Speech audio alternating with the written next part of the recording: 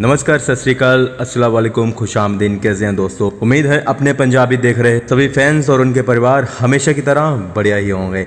हमारा मकसद हिंदी में सिर्फ बनाने का यही है कि तमाम जितने भी देशों विदेशों में हमारे दोस्त रहते हैं उनको पंजाब की धरती, पंजाब की संस्कृति, पंजाब के योद्धाओं, पंजाब के तमाम शख्सियत के बारे में, पंजाब की सरजमीन के बारे में उनको पूर्णतः नॉलेज मिल सके। जो भी इस वीडियो को पहली बार देख रहे हैं, लाइक, शेयर, कमेंट, सब्सक्राइब और बेल आइकॉन दबाना ना भूलें तो आगे की आने वाली वीडियो आप तक सबसे पहले पहुंचे।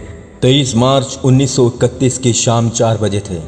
लाहौर की सेंट्रल जेल के वार्डन चरत सिंह ने कैदियों से अपनी अपनी कोठरियों में चले जाने को कह दिया। कैदियों के लिए ये बड़ा अजीब था, लेकिन उन्हें समय से 4 घंटे पहले ये आदेश दे दिया गया था। जब कैदियों ने इसका कारण पूछा तो चतर सिंह ने अपनी कड़क आवाज में कहा कि आदेश ऊपर से है। जेल का नाई बरकत कमरे के सामने से धीमी आवाज में ये कहते हुए निकला कि आज रात भगत सिंह जाने वाले हैं और फिर उसी रात भगत सिंह को तय समय से पहले ही फांसी पर लटका दिया गया। भगत सिंह की ज़िंदगी के कुछ आखिरी दिनों को जानने से पहले आपको ये वजह भी जान लेनी चाहिए जिसके लिए उन्हें अंग्रेज सरकार ने दोषी ठहराया। अप्रैल 1929 की बात है। अंग्रेज सरकार भारतीय क्रांतिकारियों के दमन के लिए 2 नए बिल लेकर आई थी और ये दोनों बिल भारतीय जनता के खिलाफ थे। उधर भगत सिंह और बुकटेश्वर दत्त किसी भी हालात में ये बिल को पास नहीं होने देना चाहते थे। फिर क्या, इस बिल को रोकने के लिए भगत सिंह ने अपने साथियों के साथ मिलकर एक योजना बनाई। 8 अप्रैल 1929 को असेंबली में बिल पर बहस चल रही थी। भगत सिंह और बुकटेश्वर दत्त ने अंग्रेजी हुकूमत को अपनी आवाज़ सुनाने और उनकी नीतियों के प्रति विरोध जताने के लिए असेंबली में बम फेंका। इस बम का मकसद केवल बहरी हो चुके अंग्रेजी सरकार तक अपनी बात पहुँचाना था। इससे किसी को खरोच तक नहीं आई थी। भगत सिंह ने बम फेंकने के बाद कुछ पर्चे भी फेंके थे जिसकी पहली लाइन थी, बहरों को आवाज़ सुनाने के लिए धमाकों के बहुत ऊंचे शब्दों की ज़रूरत होती है। इसके बाद भागने की बजाय भारत के दोनों निडर पुत्रों ने हंसते हंसते आत्मसमर्पण कर दिया। भगत सिंह और बुकटेश्वर दत्त चाहते तो वहाँ से भाग सकते थे, लेकिन अपनी बात को दूर तलक यानी हर भारतीयों के पास पहुँचाना ही उनका मकसद था।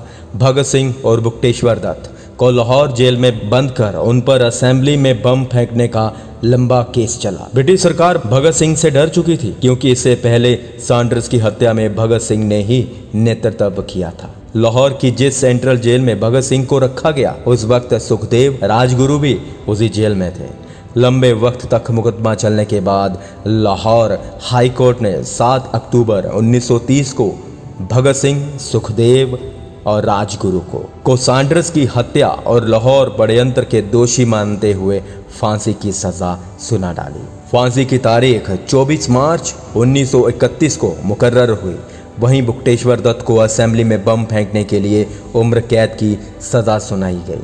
23 मार्च 1931 का दिन उन आम दिनों की तरह ही शुरू हुआ। सुबह के समय बंदियों को उनके बैरक से बाहर निकाला जाता था। आमतौर पर वह दिन भर बाहर रहते थे और सूरज ढलने के बाद वापस अपने बैरकों में लौट जाते थे। आज का दिन और दिनों से थोड़ा अलग था। जेल का वार्डन चरत सिंह शाम करीब 4 बजे से ही सभी कैदियों को अंदर जाने को कहने लगा। इस बात से सभी कैदियों को थोड़ी हैरानी ज़रूर हुई, लेकिन जल्द ही उन्हें इस बात की खबर लग चुकी थी कि आज किसी को फांसी पर लटकाया जाना है। चरत सिंह ने इससे पहले कभी भी क्रांतिकारियों को ऊंची आवाज़ में आदेश नहीं दिया था। बहरहाल वहां मौजूद सभी कैदी चरत सिंह की इज्जत करते थे।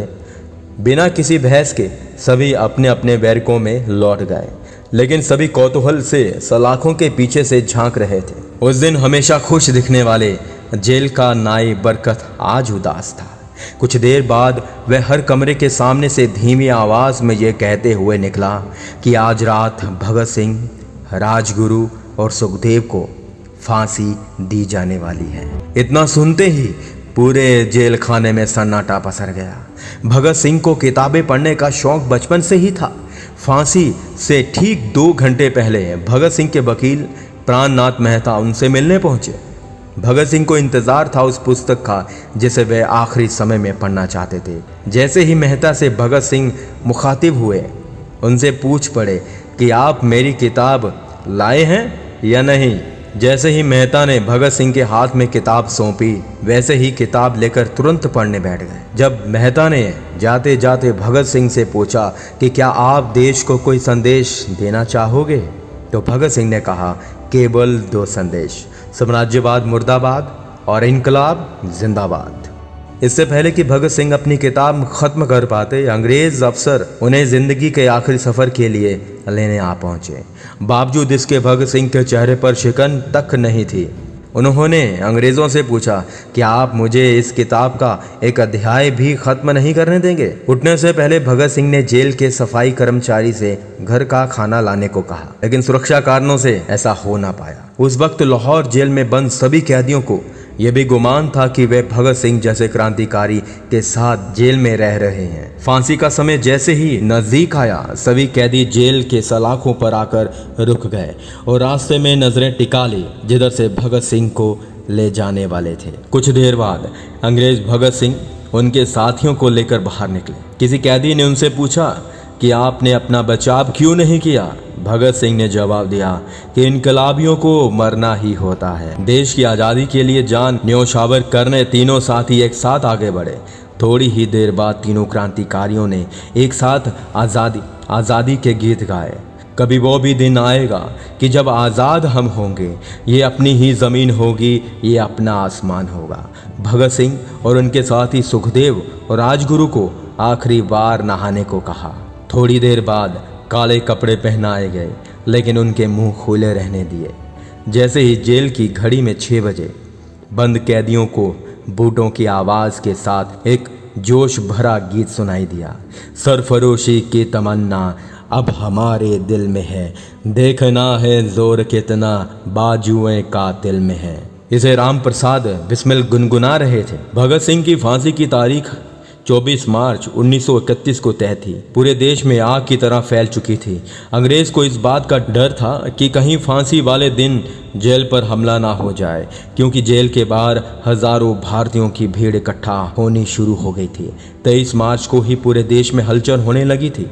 इसी डर से अंग्रेजों ने भगत सिंह और उनके साथियों को तय समय से 12 घंटे पहले फांसी देने का हुक्म दे दिया। थोड़ी ही देर में भगत सिंह को फांसी के तख्त के पास लाकर खड़ा कर दिया गया। उन्होंने इनकलाब जिंदाबाद का नारा बुलंद किया।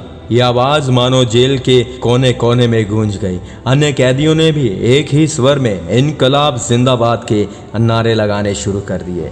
उस शाम क्रांतिकारियों से भरी पूरी जेल इनकलाब जिंदाबाद के नारों से गूंज उठी थी। इधर तीनों युवा क्रांतियों के गले में फांसी का फंदा डाल दिया गया था, हाथ पैर बांध दिए गए थे। फांसी देने वाला जल्लाद लीवर खींचने को पूरी तरह तैयार था। थोड़ी ही देर बाद क्रांतिकारियों से पूछा गया कि सबसे पहले कौन जाएगा। घड़ी में 7:33 हुए ही थे कि तभी जल्लाद ने एक एक करके तीनों के पैर के नीचे से तख्ते को खींच दिया। उस वक्त भगत सिंह की उम्र 23 वर्ष थी। हिंदुस्तान का ऐसा कोई घर नहीं था जो उनकी शहादत पर फूट फूट कर रोया हो। इनकी कुर्बानी ने हमें आज़ादी दिला डाली। वाकई बहुत मुश्किल सफ़र रहा होगा, लेकिन हमारे लिए, उनके लिए तो दीवानों वाला सफ़र रहा। आपका क्या कहना है? अपनी राय हमें कमेंट बॉक्स पर ज़रूर दीजिएगा। फिर मिलेंगे एक नई वीडियो के साथ। तब तक आप लाइक, शेयर, कमेंट, सब्सक्राइब और बेल आइकॉन ना दबाना भूलें। देखते रहिए अपने पंजाबी.com। धन्यवाद।